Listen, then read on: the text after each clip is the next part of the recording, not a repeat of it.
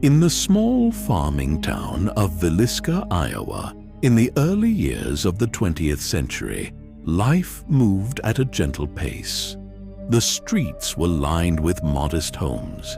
Children played freely in the yards, and neighbors knew each other by name. It was the kind of place where people left their doors unlocked at night, trusting in the safety of their quiet community. But on June 9th, 1912, that illusion of peace was shattered forever in one of the most brutal and mysterious mass murders in American history.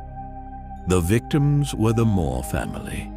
Josiah Moore, a successful businessman in his 40s, his wife Sarah, their 4 children Herman, Catherine, Boyd, and Paul, and 2 young guests, Ina and Lena Stillinger, who had come over for a Sunday school program and stayed the night. All 8 were found the next morning, their heads brutally crushed by an axe that belonged to the family itself. The killer had struck while they slept, covering the mirrors and windows with clothing to block any light, placing a piece of bacon on the windowsill in a bizarre ritualistic manner, and even eating a meal from the family's pantry before leaving the scene. The bodies were discovered by a concerned neighbor who noticed the unusual silence from the house. What he found inside would haunt the town and the nation for generations. Blood soaked the beds and floors. The children's skulls were shattered with such force that pieces of bone were embedded in the walls. Josiah and Sarah had been attacked with particular ferocity, their faces unrecognizable. Yet, strangely, there were no signs of struggle. No one in the neighboring houses heard a single scream or cry for help. The axe was left leaning against the wall in the downstairs bedroom, still covered in gore. Investigators from across the state poured in, but clues were scarce. Suspects ranged from a traveling preacher with a shady past to local rivals jealous of Josiah's success. But no one was ever conclusively proven guilty. The case remains unsolved to this day, one of America's most infamous cold cases. But the true terror began years later, when the house started to reveal its secrets in ways that no rational explanation could touch. People who moved in after the murders reported strange occurrences almost immediately. Footsteps creaking across the floorboards at night when the house was empty. Whispers in the children's bedroom that sounded like playful giggles turning into terrified sobs. One family fled after only a few weeks, claiming that an unseen force had pushed their young son down the stairs. Another resident woke up to find the furniture rearranged in the exact positions it had been on the night of the killings. As decades passed, the house stood vacant for long periods, its reputation growing darker with each passing year. Paranormal investigators began to take notice in the late 20th century, and what they documented would turn the Villisca Axe Murder House into a legend among ghost hunters worldwide. Electronic voice phenomena captured clear recordings of children's voices saying things like, "Daddy, no," and "Help us." Shadowy figures were photographed in windows where no one was standing. Objects moved on their own, doors slamming shut, lights flickering even when the power was off. One investigator reported feeling a cold hand wrap around his throat in the attic, where some believed the killer hid for hours, waiting for the family to fall asleep. The sense of dread was so overwhelming that many people refused to stay longer than a few minutes. Yet the house seemed to draw people in, as if the spirits trapped inside were desperate for someone to finally uncover the truth about that horrific night. Theories about the haunting abound. Some say the victims' souls are reliving their final moments, trapped in a loop of terror. Others believe the killer's malevolent energy lingers, feeding on the fear of visitors. There are even whispers of a demonic presence that attached itself to the crime, using the bloodshed as a portal. Whatever the cause, the reports continued to pile up. In one documented case from the 1990s, a group of teenagers sneaking into the abandoned house heard the distinct sound of an axe chopping wood coming from inside, followed by blood-curdling screams that sent them running into the night. When police arrived, the house was empty, but the floor in the parlor was wet with what appeared to be fresh blood, though tests showed it was not human. As the new millennium approached, the house was purchased and restored to its 1912 condition, turning it into a tourist attraction for those brave enough to face its history. Overnight stays became available, and the stories from guests only intensified the legend. One couple reported waking up at 2 a.m., the approximate time of the murders, to find their bed shaking violently and the silhouette of a man holding an axe standing at the foot of it. Another visitor, a seasoned paranormal researcher, captured an EVP that sent chills down his spine. A young girl's voice whispering, "He's still here, the man with the axe."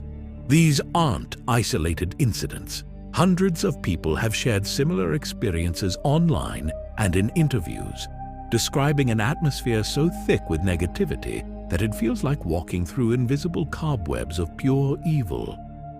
The children's bedroom, where Ina and Lena Stillinger were killed, is particularly active. Guests often feel tugged on their clothing or hear giggles followed by sudden, deafening silence. In the master bedroom, where Josiah and Sarah met their ends, the temperature drops dramatically, and many report seeing orbs of light floating near the ceiling. Some have even claimed to see the ghostly figure of a woman in a nightgown rocking back and forth in a chair that isn't there. The haunting extends beyond the house itself. Neighbors have reported seeing lights turning on and off in the empty windows at night, and passers-by describe a feeling of being watched from the upstairs attic. One local historian who researched the case extensively began experiencing nightmares of being chased by a faceless man wielding an axe, waking up with scratches on his arms that he couldn't explain. Skeptics argue that the power of suggestion and the house's gruesome history are enough to create these experiences in the minds of visitors.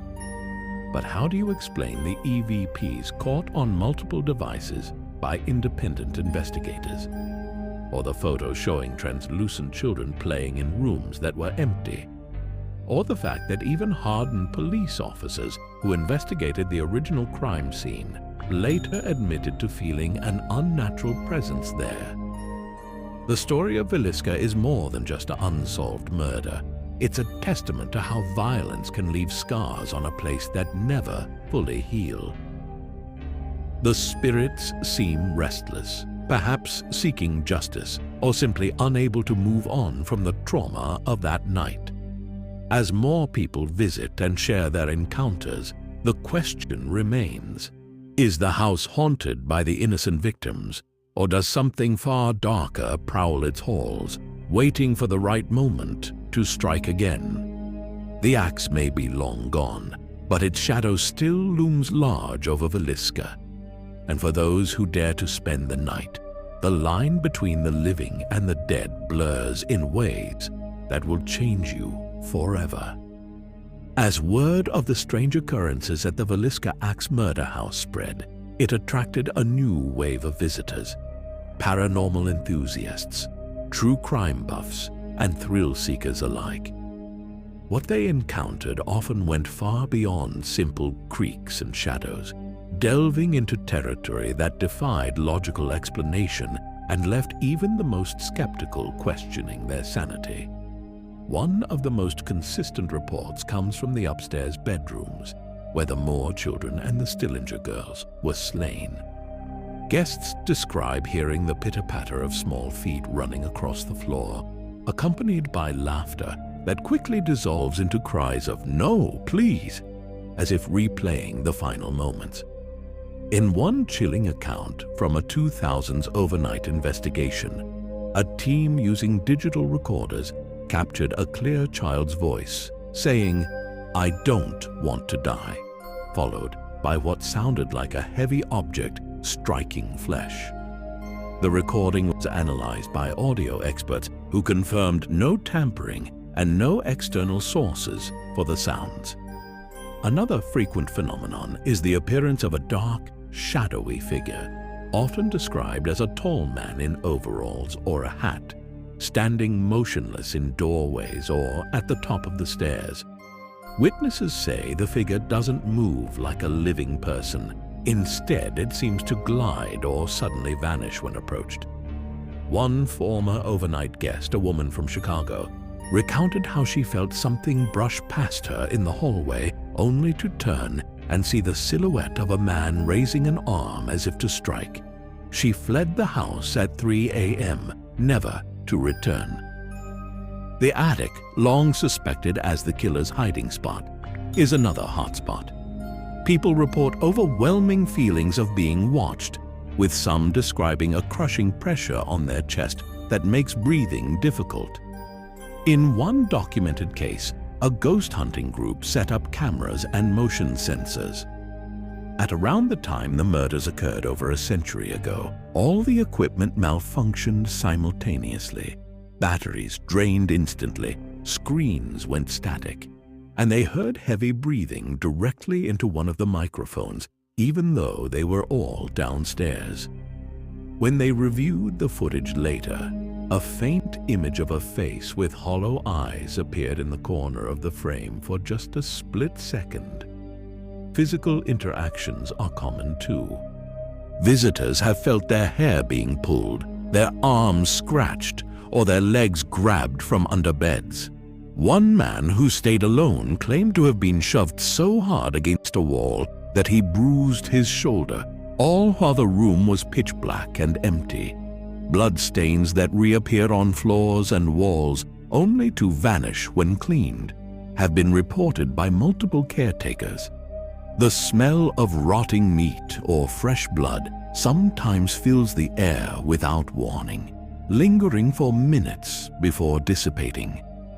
Children seem especially sensitive to the energies in the house. Many parents who brought their kids on tours noted that their young ones would suddenly start crying or refuse to enter certain rooms, pointing at the scary man or the hurt kids that no adult could see. In one instance, a little girl drew a picture after visiting, a stick figure with an axe standing over several smaller figures lying in beds, with red crayon marks everywhere. She told her mother the sad children asked her to play, but the bad man wouldn't let them. These stories aren't limited to amateurs. Professional paranormal teams from TV shows and research groups have investigated the house extensively. They consistently record temperature drops of 20 to 30 degrees in specific spots, electromagnetic field spikes with no electrical source, and disembodied voices responding intelligently to questions. During one session, when asked, "Who killed you?" a faint whisper replied, "The preacher. He hates us."